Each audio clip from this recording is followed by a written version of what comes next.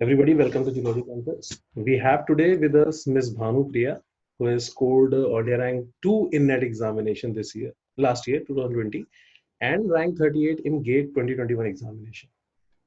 So, welcome, Bhanu. Thank you, sir. So, this podcast or this talk is generally to see how you prepared and what was your strategy all along. Okay. First of all, let me congratulate you on your achievement. Thank you. And tell me, so we'll start by asking, did you expect it, this rank too, or No, sir. Not at all. no? The thing is, I want to ask is when you started your preparation, uh, can you tell us what was your preparation level or your knowledge level in the starting, and how did you, yeah, Okay, sir. So I started my preparation in around Feb 2020 और मैं net में last I guess 2019 के दिसंबर के net में आई appeared although मैंने खास preparation नहीं किया था तो that time I scored 107 marks out of 200 okay, so in Feb I was sure कि हाँ बेसिक्स क्लियर हैं बस उसमें थोड़ा थोड़ा इंफॉर्मेशन ऐड इन करना है but still I wanted to start in advance because मुझे ऐसे लगता है कि तैयारी हमेशा काफी टाइम पहले स्टार्ट कर देनी चाहिए ताकि लास्ट में रश ना हो रश ना हो तो अब थोड़ा सा बताओ कि जब स्ट्रैटेजी बनाई तो क्या सोचा, मतलब कि कैसे, कुछ लोग होते हैं जो पहले टफ चीज प्रिपेयर करते हैं फिर इजी पे जाते हैं. What was your strategy? Sir मेरी एज सच टफ और इजी वाली तो कोई स्ट्रैटेजी थी नहीं बट नेट के पेपर में 4 सब्जेक्ट्स होते हैं जनरल जियोलॉजी ओशियानोग्राफी क्लाइमेटोलॉजी और जियोफिजिक्स मैंने इसमें से सोचा था कि मैं कोई 3 बहुत अच्छे से प्रिपेयर करूंगी और जो लास्ट वाला है फोर्थ वाला जो मेरे लिए जियोफिजिक्स था वो जितना मुझे थोड़ा बहुत मैंने अपने मास्टर्स या बैचलर्स में जितना पढ़ा होगा उतना ही रहने दूंगी मैं उस पर ज्यादा टाइम नहीं लगाऊंगी Okay. और मेरी स्ट्रैटेजी ये थी कि मैं कभी भी एक ही टॉपिक नहीं पढ़ती मैं ऑलमोस्ट हर दिन में मैं 2 2 3 3 टॉपिक साइमल्टेनियसली करती थी ताकि मैं बोर ना हो जाऊं बिकॉज अगर एक ही चीज बार बार पढ़ते रहे तो you get bored eventually you get bored Yeah. So, was there a timetable?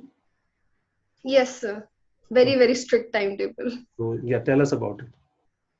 so I used to start at around 9 in the morning और मैं 45 मिनट्स के सेशंस में पढ़ती थी 15 मिनट का ब्रेक देके एक टाइम पे मैक्सिमम 2 या 3 सेशन और उसके बाद मैं ऑलमोस्ट आधा या 1 घंटे की ब्रेक लेती थी and in the evening I used to take around from like 2 to 5 I used to take a break and then I started my studies again in the evening like from 5 to 45 then you take a 15-minute break and then you go from 6 to 6:45 ऐसे ऐसे करके Okay. और मैं रात को ज्यादा जागती नहीं तो मैं around 10:30 11 I used to sleep. Okay. So, is जो ये सेशन थे 45 मिनट्स के, तो was it all theory कि प्रीवियस ईयर क्वेश्चंस आप साथ में रखते थे या कैसे करते थे तैयारी? मेरा होता था कि मॉर्निंग में जो फर्स्ट सेशन होता था उसमें मैं previous year question paper solve करती थी फिर जो जो टॉपिक मुझे लगते हैं कि मुझे ये अच्छे से आते हैं मैं वो भी साइड पे लिख लेती थी और जो मुझे ऐसे लगता था कि करंटली मैं ये सब्जेक्ट पढ़ रही हूँ और इसी सब्जेक्ट का कोई टॉपिक है जिसमें मुझे थोड़ी सी मेहनत की जरूरत है मैं उसको भी एक नोटबुक में एक पेज पे लिख लेती थी और मेरा टारगेट ये होता था कि at the end of the day I should have done almost all the topics that I wrote in the morning. Okay. तो ये बताओ कि कुछ लोग होते हैं जो प्रिपरेशन मतलब ऐसे स्ट्रैटेजी नहीं बनाते, मतलब पढ़ रहे हैं बट कोई फिक्स टाइम टेबल नहीं होता. सो तुम्हें अंतर लगता है कि मतलब पहले जब तुम तैयारी करती थी या तो स्ट्रैटेजी से बहुत फर्क पड़ा या ठीक ठाक फर्क पड़ा? सो जब मैंने आईआईटी एग्जाम दिया था 2019 में I got all India rank 84 और उस टाइम पे मेरा कोई स्ट्रेटेजी था नहीं तैयारी करने का जब मन करता था तब पढ़ लेती थी जब मन करता था तब छोड़ देती थी और जब मैंने स्ट्रेटेजी करके पढ़ाई करी तो मेरा ऑल इंडिया रैंक 2 आ गया so I think the results are quite positive. It speaks for itself. So, अगर थोड़ा सा और प्रूव करें कि जैसे आप बोल रही हो कि आप दिन में 2-3 सब्जेक्ट्स पढ़ती थी, वो 2-3 सब्जेक्ट कौन से होंगे ये कैसे डिसाइड होता था? मतलब आप रैंडमली पिक करते थे? So मुझे जियोलॉजी सारी बहुत पसंद है, तो I didn't have to pick, I just started randomly. As far as I remember, the first subject that I did was I guess mineralogy, geomorphology, and I started climatology. So this was the combination in the beginning. Then when I basically आप done, जैसे जैसे prepare करती रही. तो अब ये बताओ कि yes sir. जैसे एक टॉपिक ले ले कोई, लेट्स से क्लाइमेटोलॉजी, तो कितना एक टाइम लगता है, आई मीन इसको पूरा करने में, या कितनी बार फिर रिवाइज कर पाई तुम before sir the exam? Climatology करने में तो बहुत टाइम नहीं लगता है, बट नेट के पेपर का क्या इशू है कि वो बहुत ही थ्योरेटिकल पेपर है, तो आपको रिवीजन बहुत ज्यादा करने पड़ती है उसमें. राइट. एंड मैं दिन में एटलीस्ट आई गेस 2 सेशंस मेरे ऐसे होते थे जिसमें मैं खाली रिवाइज करती थी, और मैंने अपना सिलेबस जो मैंने नोट्स बनाए थे वो मैंने बहुत ज्यादा बार रिवाइज किए थे, और ऑलमोस्ट लिख लिख के रिवाइज किए थे. तो उससे आपको सो एकदम आप, सॉलिड हो गया होगा. यस सर, रिवीजन बहुत ज्यादा इम्पोर्टेंट है. ओके, तो रिवीजन मतलब ये बताओ कि जैसे मान लो तुमने प्रिपरेशन किस मंथ में शुरू की होगी, नेट 2020 जो दिया था फेब में, तो फेब से लेके दिसंबर में जब एग्जाम हुआ तब तक कितनी बार रिवाइज हो गया होगा पूरा सिलेबस? बहुत बार सर, बहुत बार. ऐसे बहुत. मुझे नंबर तो याद नहीं, बट एटलीस्ट वो जो जैसे मैंने ऑलमोस्ट 5 नोटबुक्स तैयार कर ली थी जब लिख लिख के, जो मेरे सारे जिसमें सब्जेक्ट्स थे, तो वो सारी नोटबुक्स मैंने कम से कम 3 4 5 बार तो जरूर रिवाइज करी होंगी. अच्छा, तो कभी कभी ऐसा टाइम भी आता है प्रिपरेशन में जब मन करता है कि ना पढ़े, और बिल्कुल कभी ऐसा हुआ है कि लगता है कि यार ये तो मतलब जैसे इंटरेस्ट का सब्जेक्ट ही, जैसे जियोफिजिक्स ले लो फॉर दैट मैटर, तो अगर उतना इंटरेस्ट नहीं है तो how do you cope up at that time कि नहीं पढ़ना तो पड़ेगा, जैसे कुछ सब्जेक्ट है, लेकिन जैसे और जियोलॉजी है, बहुत लोग मैंने देखा है और जियोलॉजी और stratigraphy they tend to avoid it because it is very theoretical, right? तो स्ट्रेटिग्राफी तो आई लाइक, बट या जियोफिजिक्स यू कैन से कि इतना स्ट्रांग नहीं था मेरा, बिकॉज हम लोगों को इतना पढ़ाया नहीं जाता और नेट में काफी इन डेप्थ क्वेश्चंस आते हैं. तो इसीलिए मैं 45 मिनट्स के सेशन रखती हूँ ना, क्योंकि आपको पता है आपने सिर्फ 45 मिनट्स ही पढ़ना है, तो you can always fool yourself कि बस 45 मिनट्स ही पढ़ना है, इसके बाद मजे मजे. तो ऐसे ऐसे करके आप पढ़ सकते हो. Okay. Now tell us कि how important were the questions that you solved or the tests जो आपने पहले solve किए? Did it help in the examinations? How much did this self assessment you do while giving the test, उससे कितना फर्क पड़ता है? सर मैंने 2 सेट्स में क्वेश्चन सॉल्व किए थे, एक तो जो मैंने टेस्ट सीरीज आपके पास ज्वाइन करी थी वो, और एक मैंने प्रीवियस ईयर पेपर करे थे. तो in the beginning around in Feb I started with the previous year papers. तो I think previous year papers बहुत ज्यादा इंपॉर्टेंट होते हैं, बिकॉज मैंने नेट का सिलेबस कभी आज तक देखा ही नहीं कि सिलेबस क्या है. I just solve the question papers. मैं क्वेश्चन पेपर देखती थी, टॉपिक्स लिखती जाती थी कि ये पूछ रहे हैं, ये पूछ रहे हैं, ये पूछ रहे हैं, और सिर्फ वही पढ़ती थी. Okay. तो question solving is very important, and test series I joined I guess in June July, because मुझे ऐसे लगता है कि आप एक बार आप previous year question paper solve कर लो, आपने की चेक कर ली, तो फिर उसमें वो चार्म नहीं रह जाता. आप बार बार सॉल्व करोगे, आपको एक पॉइंट के बाद आंसर्स ही याद हो जाते हैं. सो अपने को एक सेल्फ असेसमेंट, खासकर हम जैसे बच्चों के लिए जो खुद से प्रिपेयर कर रहे होते हैं, जिन्होंने कोचिंग नहीं ज्वाइन करी होती है, उनके लिए टेस्ट सीरीज बहुत इंपॉर्टेंट हो जाती है इस टाइम पे आके, जब आपको लगता है कि आपने वो प्रीवियस ईयर वाला रिसोर्स एग्जॉस्ट कर दिया है और अब आपको कुछ नया चाहिए, तो वहां पे टेस्ट सीरीज बहुत इंपॉर्टेंट हो जाती है. तो टेस्ट सीरीज जो आपने हमारी ज्वाइन करी, उसके क्वेश्चंस और उसके टेस्ट से आपको लगा कि आपकी नॉलेज में इम्प्रूवमेंट हुआ है, या उससे कुछ जैसे आप डिस्कस भी करते थे मुझसे कि जो क्वेश्चंस में आपको डाउट रहता था, सो आपको ये लगता है कि टेस्ट सीरीज से आपकी प्रिपरेशन में कुछ बूस्ट आया कि केवल प्रैक्टिस बढ़ी, मतलब आपके कुछ कॉन्सेप्ट्स में भी इम्प्रूवमेंट? काफी हद तक बूस्ट आया. स्पेशली क्लाइमेटोलॉजी और ओशियानोग्राफी के जो टेस्ट पेपर थे ना, उससे हमें टॉपिक्स पता चल गए थे मुझे कि ये टॉपिक भी कर लेने चाहिए, ये भी इम्पोर्टेंट है. और जो आप लोगों के जो एक्सप्लेनेशन होते हैं, यूजुअली उसमें काफी कुछ लिखा भी होता है और डायग्राम्स भी दिए होते हैं, तो वहां से भी बहुत हेल्प मिल जाती है. कभी कभी अपने नोट्स में अगर कुछ गलती हो गई हो बनाते हुए, तो वो रेक्टिफाई हो जाती है. और न्यूमेरिकल पार्ट के लिए तो हाँ जी, टेस्ट सीरीज बहुत ही ज्यादा बढ़िया रहती है, क्योंकि हम लोग फॉर्मूले कुछ स्किप कर देते हैं, हमें याद नहीं होते हैं. तो अगर आप बार बार उनको क्वेश्चंस को देखते रहे, आपने कर रहे हैं, तो वो फॉर्मूला आपको एकदम अच्छे से याद हो जाते हैं, और तरीका पता चल जाता है कि कैसे करना है क्वेश्चन को attempt. Okay, Bhanupriya, you also got rank 38 in GATE examination. और Yes, sir. थोड़ा सा पैटर्न अलग है, right? GATE is more numerical Yes. As respect to, with respect to NET थोड़ा क्या मैं कहूँगा काफी अलग है, बिकॉज न्यूमेरिकल भर के आते हैं उसमें. सो उसमें कुछ चेंज था कि कैसे, मतलब उसके लिए प्रिपरेशन भी की थी कि नहीं की थी, मतलब गेट में आपको? सर की थी, तो नेट और गेट में फर्क तो काफी ज्यादा है. स्पेशली इस बार तो पेपर बहुत ही अनएक्सपेक्टेड आ गया था. जियोफिजिक्स के ही न्यूमेरिकल थे आई गेस, काफी काफी ज्यादा अनएक्सपेक्टेड था. तो गेट के लिए मेरा स्ट्रेटेजी ये था कि कुछ जो बेसिक जियोलॉजी है वो तो तैयार हो जाती है, जैसे इग्नियस, पेट्रोलॉजी, पेलियोंटोलॉजी, स्ट्रेटिग्राफी जैसे टॉपिक्स तो नेट ही प्रिपेयर करवा देता है. तो नवंबर 2020 में we had NET and in Feb we had GATE. तो रफली 2-3 महीने थे मेरे पास.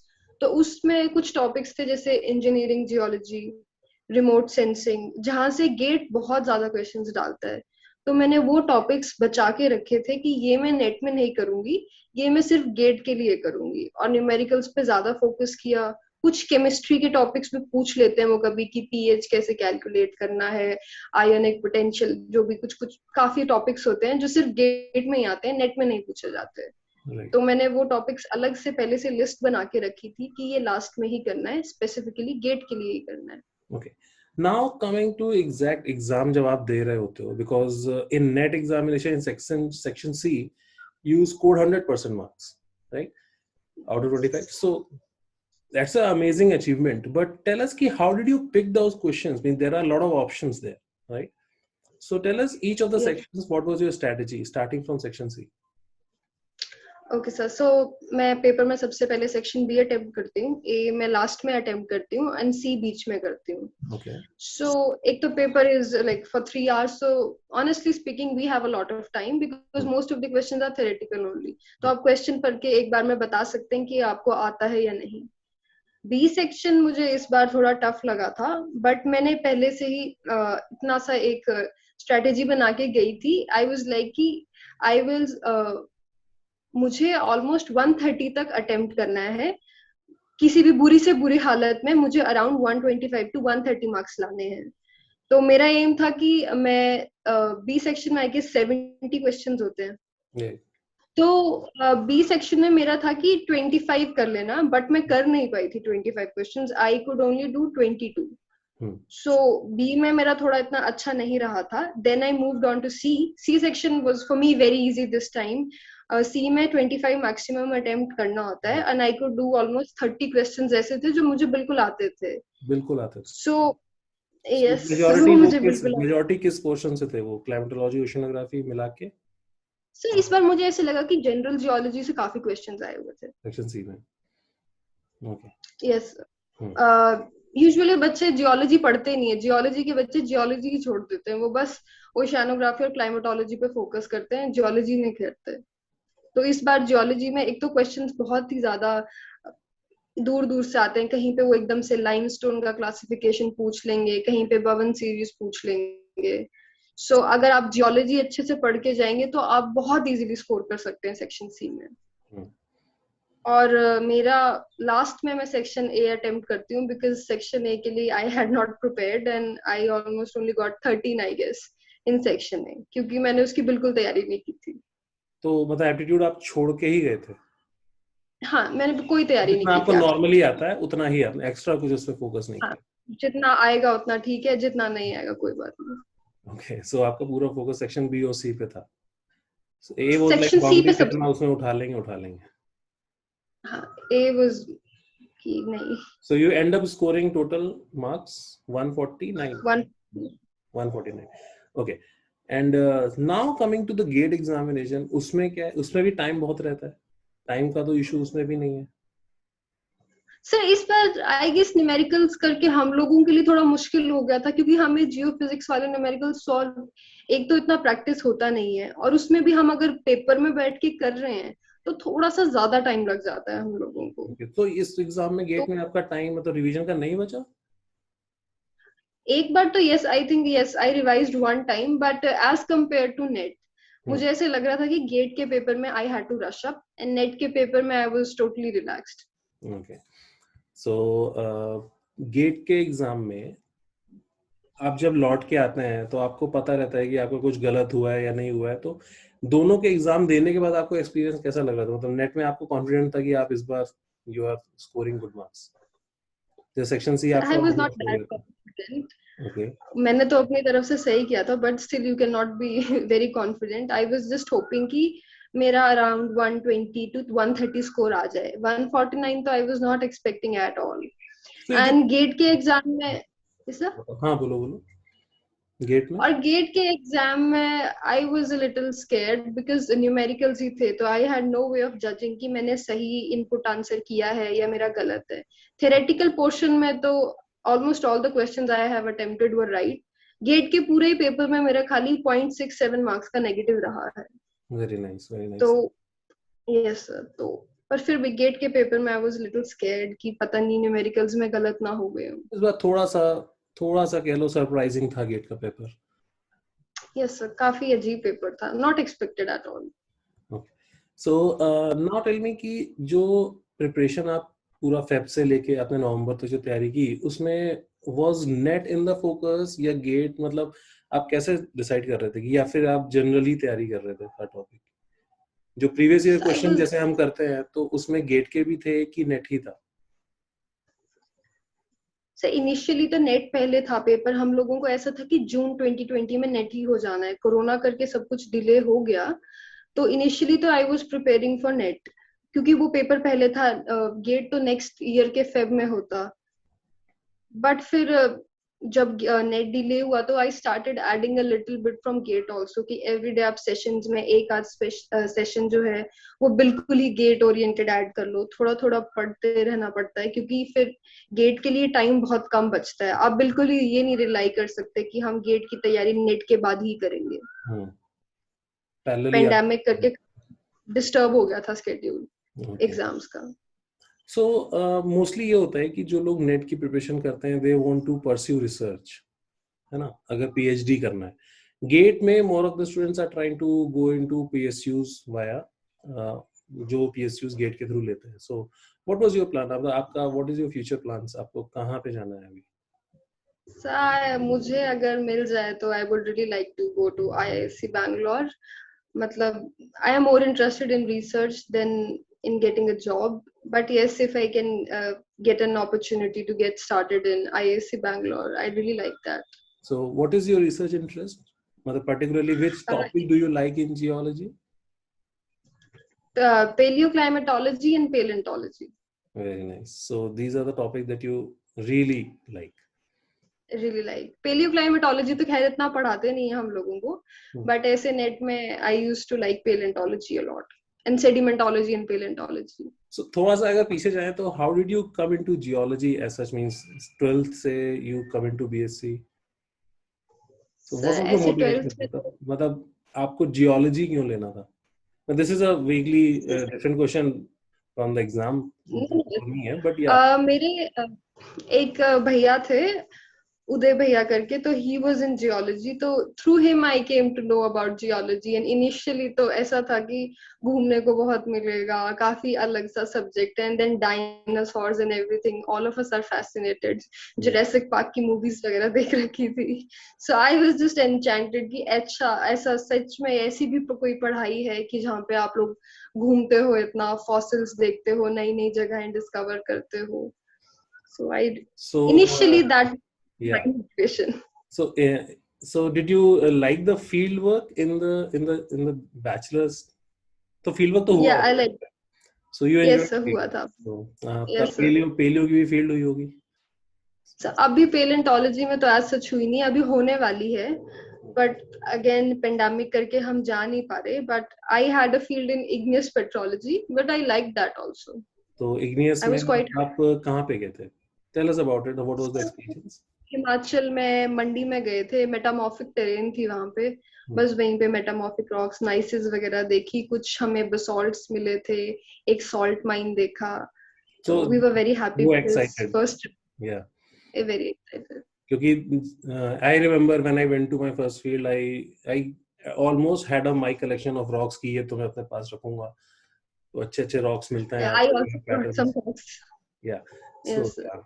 Okay. So you are excited about geology. मतलब ये है कि क्योंकि क्या है, बहुत जरूरी होता है कि if you don't like the subject, फिर उसकी प्रिपरेशन करना और बहुत मुश्किल है। yeah. Now this is the time that many of the students will be seeing this video.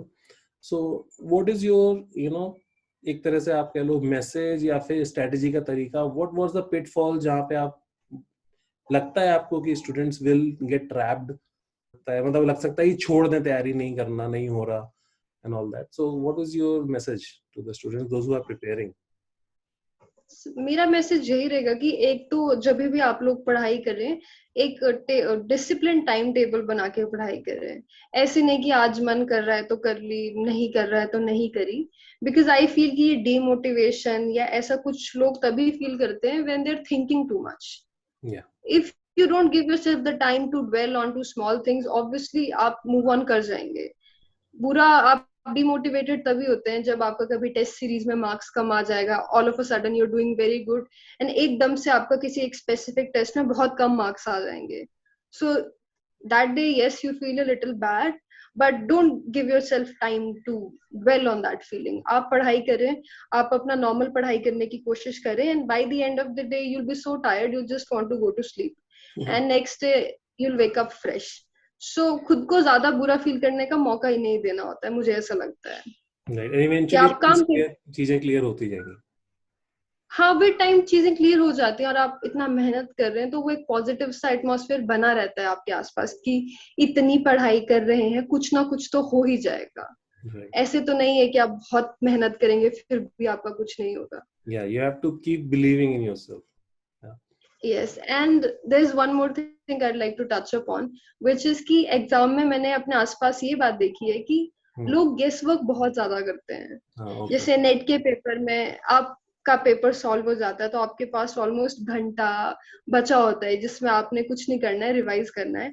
But what people do is they will start तुक्के मारना शुरू कर देंगे। दे विल स्टार्ट कि अच्छा ये तो आता है, इसका यही आंसर होगा। then they will get tempted कि 2 या 4 नंबर का क्वेश्चन है, कर देते हैं, क्या पता 4 नंबर बढ़ जाए। बट नेट के पेपर में I think this does not happen. No need to gamble. Because the questions are नहीं किया, ट्रिकी। वो गैम्बलिंग नहीं करनी चाहिए कभी भी। ओके, आपको जितना आता है आप अच्छी मेहनत की हो, देखो अगर मेहनत की हो तो फिर गैम्बल नहीं भी करोगे बिकॉज आपको पता है कि आप कितना जानते हो कितना नहीं जानते हो। अगर आपने ढंग से तैयारी ही नहीं की तो आप फिर गैम्बल ही करोगे बस, राइट? हाँ हाँ, मतलब अवॉइड दैट टेम्पटेशन, क्योंकि बहुत नेगेटिव मार्किंग चली जाती है। मैंने अपने आसपास के लोगों का यही देखा है। वो लोग अच्छा भी अटेम्प्ट करेंगे बट वो लास्ट में सब कुछ खराब कर देंगे क्योंकि उन्होंने इतना सारा नेगेटिव जनरेट कर लिया। स्पेशली गेट के पेपर में तो बिल्कुल ही नहीं करना चाहिए क्योंकि 100 मार्क्स का तो पेपर है, तो वो मार्क्स बहुत ज्यादा कम हो जाते हैं। ओके, एक और चीज, मतलब थोड़ा सा हल्का सा ऑफ टॉपिक है कि आप जियोलॉजी में सिलेबस ही पढ़ते हो कि you try to read some research paper, extra books और कुछ जो इंटरेस्ट है ड्यूरिंग द प्रिपरेशन, या you keep focusing So during the preparation, I think we should stay away from research papers. क्योंकि once you start going into that, you'll be totally indulged in that only. अगर आपका गलती से कहीं interest generate हो जाए तो आप बस वही पढ़ना शुरू कर देंगे। तो एग्जाम वाइज तो आपको ये नहीं करना चाहिए। आप सिर्फ स्टैंडर्ड बुक्स पढ़िए, काफी सारी वैरायटी है, किसी को कोई किताब पसंद है, किसी को कोई, तो अपने हिसाब से सिर्फ वही पढ़िए जो पेपर में पूछा जा सकता है। रिसर्च तो नहीं करनी चाहिए। I guess you should avoid that. Research papers तो बहुत हाई फाई चीजें हो जाती हैं, फिर आप थोड़ा एक पेपर पढ़ेंगे तो एक और पेपर पढ़ने का मन कर जाएगा, तो that's time waste when you are in the exam preparation. एक चीज ये कि जैसे तुमने बोला कि कुछ बुक्स स्टैंडर्ड बुक्स हैं, राइट, जो पढ़ते हो आप, तो आपने जो स्टैंडर्ड बुक्स पढ़ी उससे नोट्स बनाए या फिर उन्हीं को रिवाइज किया बार बार? सर मैं नोट्स बनाए, स्टैंडर्ड बुक्स से नोट्स बनाए, बिकॉज हम बुक्स तो नहीं रिवाइज कर सकते बार बार, बहुत ज्यादा टाइम लग जाता है। तो कंसाइज नोट्स हमेशा बनाते रहने चाहिए क्योंकि एक जो आप हाथ से लिखते हैं तो वो मेमोरी में इनग्रेन हो जाता है बहुत जल्दी, और आपको हमेशा ध्यान रहता है कि मैंने यहाँ पर ये चीज लिखी है। तो आप भूल भी जाते हैं तो आप उसको फटाफट रिवाइज कर सकते हैं। बुक्स में यू विल गेट कंफ्यूज कि कौन से पेज पर था, क्या था, पूरा चैप्टर दोबारा पढ़ना पड़ेगा वहां तक पहुंचने के लिए। So notes are very important. Tell us what are the main books that you referred? जल्दी से briefly. Oceanography के लिए there is one book by Tom Garrison. Climatology के लिए there is one Moran and Morgan, then you can go for Robert B Rohli, DS Lal, Savindra Singh करके भी एक book है। For geology igneous petrology and metamorphic के लिए you can go for Winter. किसी ने मेटामॉर्फिक थोड़ी अच्छे से पढ़नी हो तो there is one book by Miyashiro, Akiho Miyashiro. For sedimentology you can go for Nichols, then Sam Boggs. For paleontology there is Rop and Stanley, then you have Schrock. और paleontology के तो net पे बहुत अच्छे अच्छे notes हैं, छोटी छोटी साइट्स पे उन्होंने थोड़ा थोड़ा सब कुछ डाला होता है। आप वहां से इजीली मॉर्फोलॉजी वगैरह कर सकते हैं, एक्टिनॉइड्स वगैरह की, ट्राइलोबाइट्स वगैरह की। तुलाने यूनिवर्सिटी है, बहुत ही शानदार नोट्स हैं उनके भी, इग्नियस पेट्रोलॉजी और मेटामॉर्फिक पेट्रोलॉजी के। स्ट्रेटिग्राफी के लिए आई से कि just pick one book whichever one you want, क्योंकि बहुत ही वाइड है, हर बुक में थोड़ा थोड़ा वेरी करता है, तो एक से ज्यादा बुक्स नहीं कंसल्ट करनी चाहिए। For me it was KS Valdiya, the making of India, and other than that hydrogeology के लिए I had Todd and Mays. For structural थोड़ा ज्यादा मेहनत मांगती है, so you can go for Fossin, then there is Davis, then there's Billings is the basic one, you should start with that, and Fossin थोड़ी advanced है तो पहले Davis कर लो, फिर भी अगर लगता है कि कुछ और करना है तो Fossin, Hakan Fossin वो आप कर सकते हैं। Other than that, what are the other subjects? और जियोलॉजी के लिए? और जियोलॉजी के लिए सर Evans, एक Evans बुक है, and there's one by John Ridley, that's also good. Okay, so ये सब आप इन सब से आपने नोट्स बनाया and then you keep revising those notes. Yes sir, revision is very important. Okay, so yeah, that will be pretty much what we wanted to understand from your whole strategy thing. Anything if you want to add from your side you can tell, जो अभी हम लोग नहीं पूछ पाए हैं। I think that's it. Where did you, आपको जो लगता है कि ये जैसे मान लो बोला जाए कि फिर से तैयारी करनी है, right? Let's say you go back in time, what are the changes that you would make कि जो आपने लगा कि आपको नहीं करना चाहिए या करना चाहिए? मैं एक चीज करूंगी कि मैं टेस्ट सीरीज थोड़ा जल्दी ज्वाइन कर लूंगी, क्योंकि जियोलॉजी कॉन्सेप्ट्स में बहुत ही सारे टेस्ट है, तो मुझे ऐसे लास्ट में थोड़ा रश अप करना पड़ता था, तो मैं टेस्ट सीरीज हो सके तो I guess I would have joined in Feb से ही शुरुआत से ज्वाइन कर लेती। And other than that I don't think there is much, बोलने वाले तू आगे तो ज्यादा होगा भी नहीं। हाँ, इस yes you have covered everything, right? But जैसे yes, आप एक चीज और की जियोफिजिक्स जैसे आपने बहुत टच नहीं किया, तो उसमें मतलब कोई भी जैसे मान लो कोई और जियोलॉजी छोड़ सकता है, कोई मतलब एक टॉपिक जो टॉपिक नहीं आता है वो आप पूरी तरह से छोड़ सकते हैं, because there are lot of options जब नेट पे था। मैंने 4 नंबर के क्वेश्चन अटेम्प्ट किए थे जियोफिजिक्स से। What I am trying to say कि level was not at par with the other subjects, मतलब बाकी में आपका कॉन्फिडेंस बहुत ज्यादा होगा कि हाँ ये तो यस। और जियोलॉजी कॉन्सेप्ट्स में कुछ वो जो फ्री फॉर्मूला की शीट मिलती है वो काफी बेनिफिशियल थी उससे जियोफिजिक्स के लिए, बिकॉज उसमें मॉड्यूलस वगैरह, यंग्स मॉड्यूलस, पॉइजन्स रेशियो, इस सब का जो फॉर्मूला था उसी से एक 4 नंबर का क्वेश्चन आया था हम लोगों को, and it was very simple question, all you needed was the formula. So आप जहाँ पे जैसे पैंडेमिक में आप घर पे रहे पूरा प्रिपरेशन के टाइम, तो did you were in a group जिसमें सब लोग तैयारी कर रहे हैं या सोलो ही था सब कुछ पूरा प्रिपरेशन? सर सोलो था, प्रिपरेशन सोलो था, but yes through Telegram I was in a group called क्रांतिकारी जियोलॉजिस्ट, जहाँ पे कभी कभी कुछ ऐसे क्वेश्चंस आते हैं वो आप पूछ सकते हैं, but all in all I was solo only. As such मैंने कोई फास्ट ग्रुप ज्वाइन नहीं किया था कि जहाँ पे मैं जहाँ से पढ़ती थी या उन लोगों के साथ कोऑर्डिनेशन बना के पढ़ती थी। I was doing it alone and I was quite happy like that, doing it at my own pace. Yeah, okay. So that would be pretty much it. Thank you Bhanupriya for finding the time. वैसे आजकल corona चल रहा है तो कैसे चल रहा है टाइम? मतलब तो अभी तो मैं यूनिवर्सिटी वापस आ गई हूँ क्योंकि बिकॉज हम लोग को डिसर्टेशन का थोड़ा बहुत लैब वर्क करना है, और बाकी अभी देखते हैं IASC में इंटरव्यू है। I have no idea what do they do in the interviews, So I am a little nervous regarding the interviews कि Yeah, अभी क्या one होगा. hour is fine, and you have done all this preparation. So yeah, we wish you all the best, and hopefully, you will get through it. Yes, sir. Thank Thank you, you very sir. much. Okay, all the best. Okay. Yeah, Bye bye. bye. So that was Bhanupriya explaining her strategies and experiences during the GateNet examination, and we think that it might help you in your preparation. If you guys are also preparing for the exam, you can have a look at our live classes. You can take a free demo of that. You can take a free demo of our video lectures, and you can also join our test series if you think you need more practice of questions. We provide excellent questions, and all the questions are with explanation. So you can contact us on the number that you're seeing on the screen. You can WhatsApp us there, and you can inquire for any detail. Thank you.